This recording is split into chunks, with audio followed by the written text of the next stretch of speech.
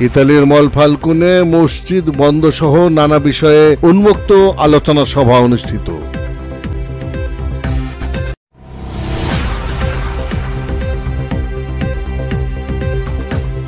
আপনারা দেখছেন প্রবাসী সংবাদ।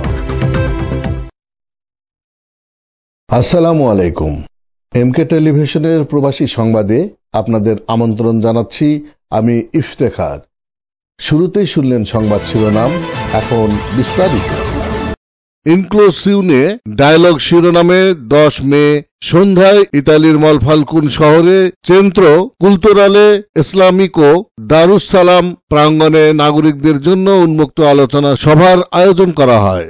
এ সময় সংলাপে অংশ নেন এজেন্সির দুয়োমিলা ইনোর সেজিও সেরা, পারোকিয়া ডন ফ্লাভিও, কনসিলিয়ারে রেজিওয়ানালে এনরিকো বুলিয়ান ও ডক্টর বুথনাথ। আলোচনার প্রারম্ভে ডক্টর বুথনাথ অতিথিদের স্বাগত জানান এবং এই শহরে সম্প্রতি ঘটে যাওয়া মসজিদ বন্ধ সহ অপ্রত্যাশিত কিছু বিষয় তুলে ধরেন। তিনি আরো বলেন, ইমিগ্রাতিদের প্রতিবন্ধকতা মনে না করে তাদের মেধা ও যোগ্যতাকে কাজে লাগিয়ে রাষ্ট্রের উন্নতি সাধন সম্ভব। সের্জিও সেরা বলেন, রাষ্ট্রের প্রতিষ্ঠানগুলোর দায়িত্ব হচ্ছে যারা এখানে আসে অন্য দেশ হতে। তিনি কিছু চমকপ্রদ তথ্য প্রদান করেন। ফ্লিওলিয়া ভেনেসিয়া জুলিয়া হচ্ছে বিশ্বের প্রথম সারির প্রবীণ মানুষের শহর। তিনি বলেন, 2022 থেকে 23 সালে ফ্লিওলিয়া ভেনেসিয়া জুলিয়াতে 7,000 শিশু জন্মগ্রহণ করেন। পক্ষান্তরে 14,000 মানুষ মৃত্যুবরণ করেন। সুতরাং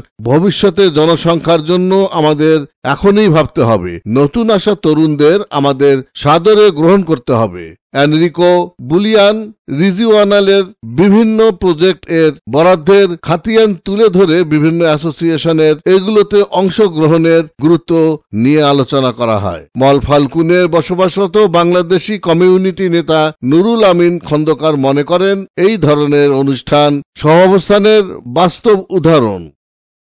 ইফতেখার, প্রবাসী ডেস্ক, এমকে টেলিভিশন। শেষ করছি নিয়মিত প্রবাসী সংবাদ। এতক্ষণ আপনারা আমাদের সাথে থাকার জন্য অসংখ্য অসংখ্য ধন্যবাদ।